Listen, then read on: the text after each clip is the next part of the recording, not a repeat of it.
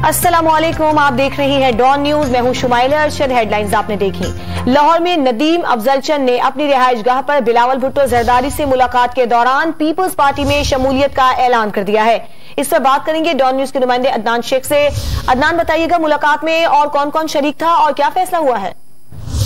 जी बिल्कुल, नदीम अफजल चंद ने एक बार फिर पाकिस्तान पीपल्स पार्टी में शमूलियत का ऐलान कर दिया है और बिलावल भुट्टो जरदारी ने उन्हें खुश आमदीद कहा है। और इस मुलाकात में जो है उन्होंने ये कहा कि मैं समझता था कि पाकिस्तान तहरीक इंसाफ जो है अवाम की जवात होगी, अवामी मसाइल को हल करेगी, लेकिन इस तमाम जो है वो अवामी मसाइल को हल करने में नाकाम रही है। और उनका ये कहना था कि अब पीटीआई जो है वो अब के बाद अपने पीपल्स पार्टी जो है ज्वाइन की है। पीपल्स पार्टी जो है वो हकीकी जमात है और वो अब इसका साथ नहीं छोड़ेंगे। उन्होंने वादे वईद से किए हैं और इस मौके पर बिलावल भुट्टो जरदारी ने जो है वो खुश आमदीद कहा है नदीम अफजल चंद को। उनका ये कहना था कि हमने जो है वो इस हुकूमत को अब जो है घर जो ले जाना है, जिसके लिए लॉन्ग मार्च का हमने फैसला किया है। और उनका ये कहना था कि पाकिस्तान पीपल्स पार्टी अवामी ताकत पर यकीन रखती है और अब अवाम ही जो है वो फैसले करेगी। पीपल्स पार्टी अवाम के साथ जो है वो मिलकर अब हुकूमत को घर भेजेगी। उनका ये कहना था कि सिलेक्टेड ने अवाम से 2 वक्त की रोटी छीन ली है, पेट्रोलियम मसवादी कीमतों में इजाफा हो रहा है और जिंदगी अजीरन बन गई है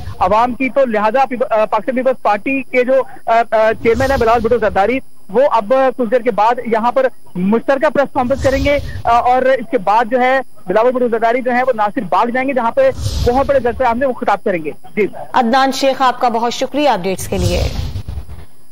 लाहौर में नदीम अफजल चंद ने अपनी रिहाइशगाह पर बिलावल भुट्टो जरदारी से मुलाकात की है और इससे मुलाकात में उन्होंने पीपल्स पार्टी में दोबारा शमूलियत का ऐलान कर दिया है। बिलावल भुट्टो जरदारी जो कि उनकी रिहाइशगाह पर मौजूद हैं, यहां से वो जलसागाह जाएंगे, जहां पर आज जलसा आम से उनका खिताब भी है।